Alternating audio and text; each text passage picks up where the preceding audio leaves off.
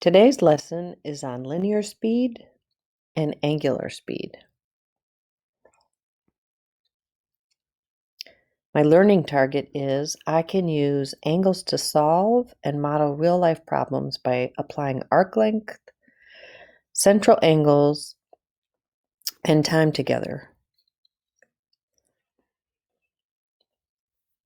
So let's review. What is a central angle? This is where the vertex of the angle is at the center of the circle. So here's my circle. Here's the vertex. Here's my arc. Here's my angle. So this is where the vertex is at the center of the circle. From geometry, the focus was on some proportional relationships of part versus whole. So one was the arc length, so a portion of the circumference divided by the whole circumference. Degrees, a portion of the angle divided by the whole circle, which is 360 degrees. Or sector area, which was the area of a portion of the circle divided by the area of the whole circle.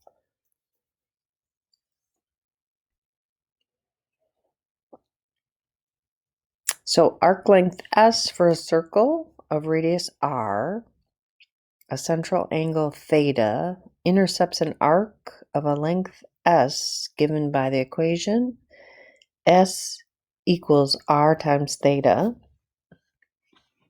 So this is where I would take that length and lay it out flat and measure it. Like right now it's on the circumference of the circle. But the key piece of information here is theta is measured in radians. So if r equals 1, then s equals 1, and the radian measure of theta equals the arc length.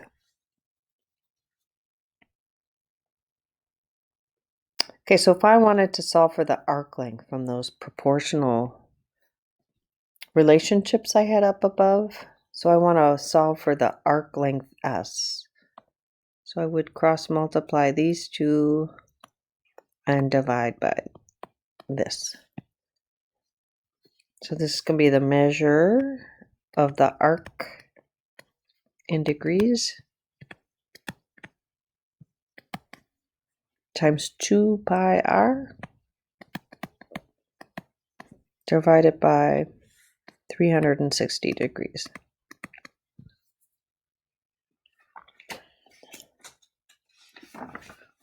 Okay, so let's do some examples.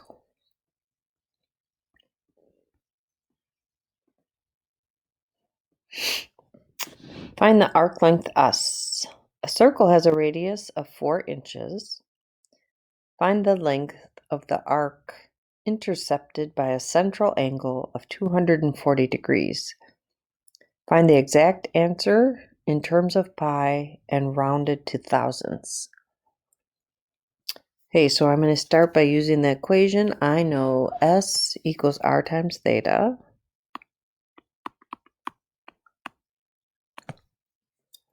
So S equals my radius. So my radius is 4 inches.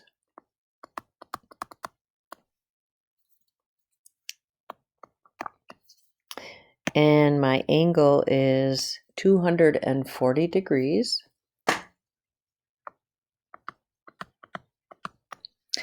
But the equation is expecting that the angle is in radians. So now we're going to convert 240 degrees to radians.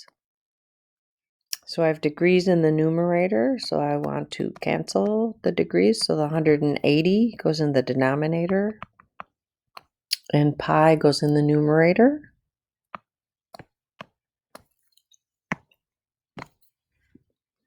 So I want an exact answer first, so I do not multiply pi for the exact answer. So I'm going to multiply 4 times 240 and divide by 180. So S equals, and I can represent my exact answer a couple ways. I can say 5.3 pi inches repeating. So the 5.3 is repeating, or I could say it is 16 thirds pi inches. So either leave it as a fraction or state it exactly as a decimal. And then it said round it to thousandths. So rounding to thousandths, so I'm approximating. This is 16.755 inches. I just need to make sure I remember that the angle has to be in radians. That's key.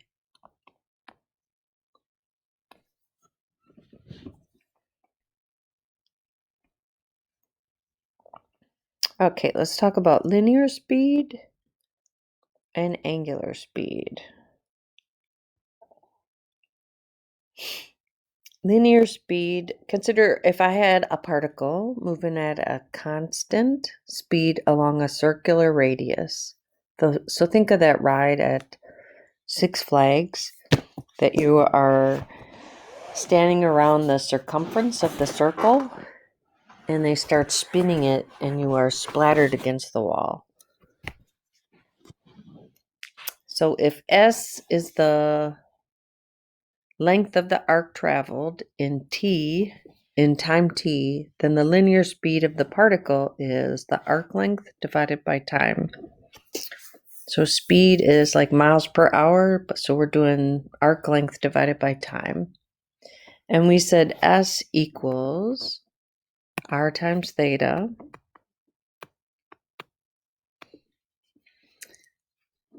So r times theta divided by t. And theta divided by t is called omega.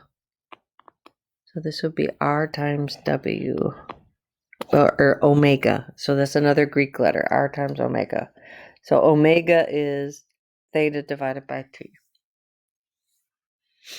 So omega, O-M-E-G-A.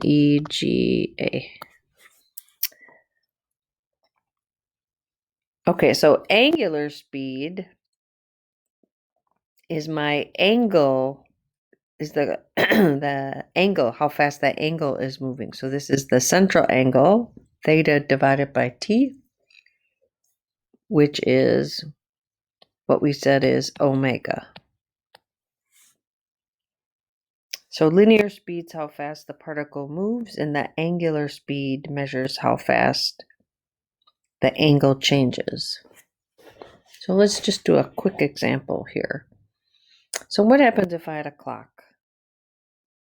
And on my clock, I wanted to know how fast the minute hand was going when it went from 12 to the 3. So here is my arc. I know this is 90 degrees. So my angle is 90 degrees. And from 12 to the 3 is 15 minutes. So if I wanted to know how many degrees per minute, 90 divided by 15. So my minute hand is moving 6 degrees per minute.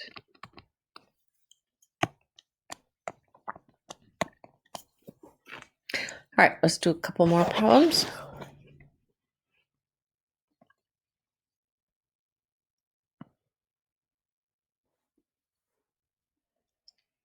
Find the linear speed. The second hand of a clock is 10.2 centimeters long. Find the linear speed of the tip of the second hand in terms of pi and rounded to thousandths. So my linear speed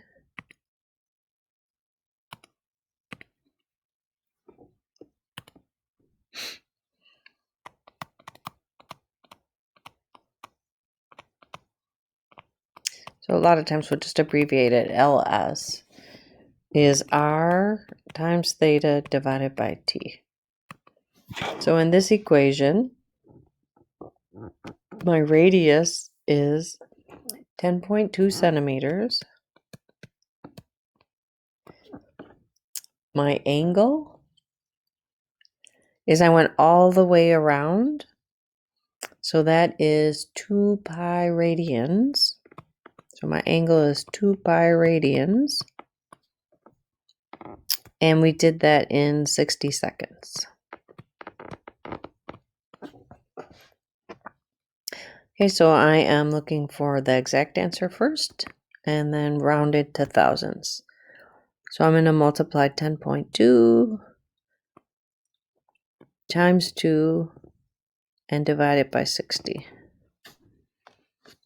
So my linear speed as an exact answer is 0.34 pi centimeters per second. Or I could represent that as a fraction as 17 over 50 pi centimeters per second.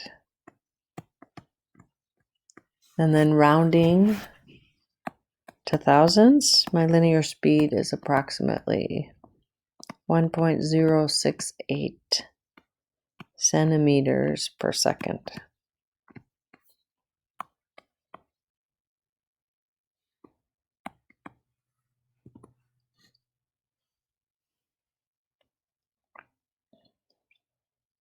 Okay, let's try another one.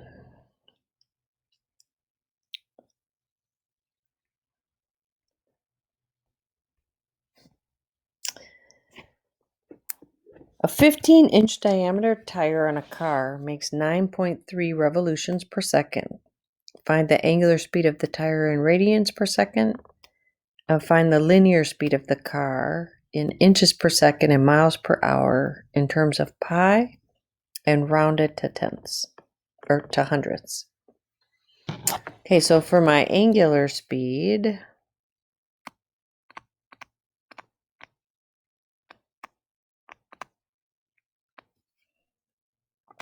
a lot of times we just abbreviate that AS.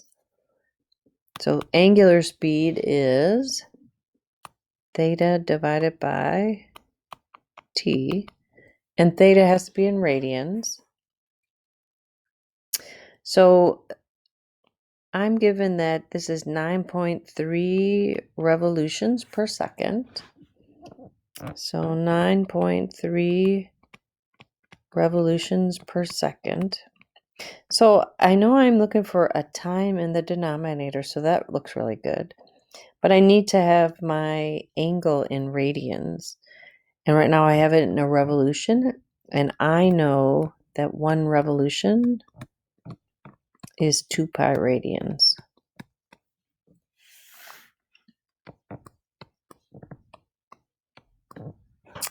So I am going to have my exact answer first.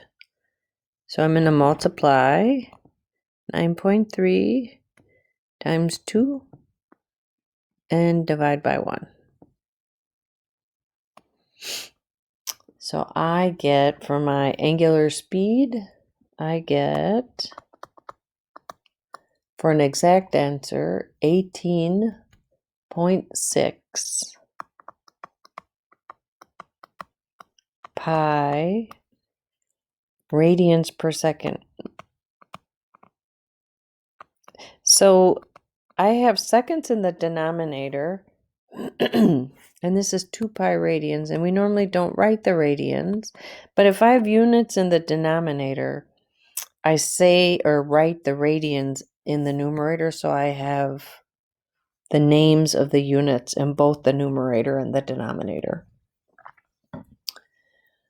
I could also write this as a fraction, as 93.93 divided by 5 pi radians per second. And then rounding 58.434 radians per second.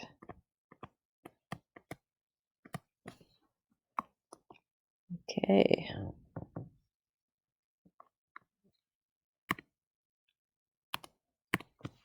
Find the linear speed of the car in inches per second and miles per hour in terms of pi and rounded to hundredths. So my linear speed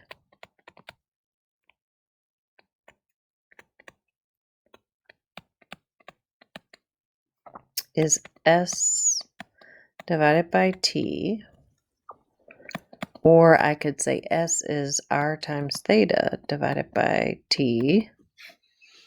And I use the formula with the way I have the information. So right now, I know that I have a 15-inch diameter.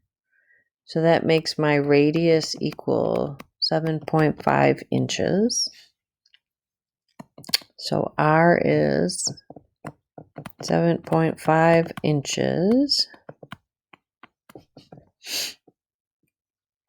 And we just solved for theta divided by t up here in the first part. So I'm going to use the exact answer right here. So I'm going to use this as 18.6 pi radians per second. Since we just calculated that. So my linear speed exactly is 139.5 pi inches per second.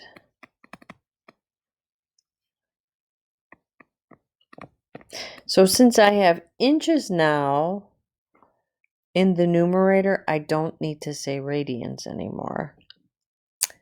And if I round this, this is 438.25. This one's set to round to hundredths, 0.25 inches per second. So this is my linear speed. And then it's asking me to express this in inches per second and miles per hour. So I have the inches per second done. So now let's do this in miles per hour. So this is 438.25 inches per second. So I know that there are 12 inches in 1 foot. I know that there are 5,280 feet in 1 mile. So I got mile. I want miles per hour. So seconds. We got to work on seconds now. So there are 60 seconds in 1 minute.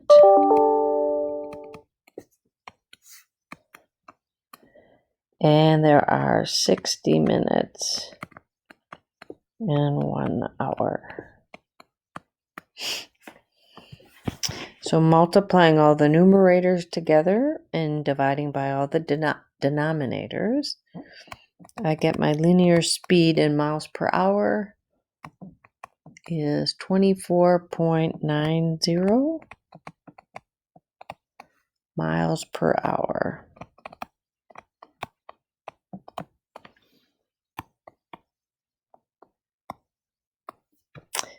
And that's it.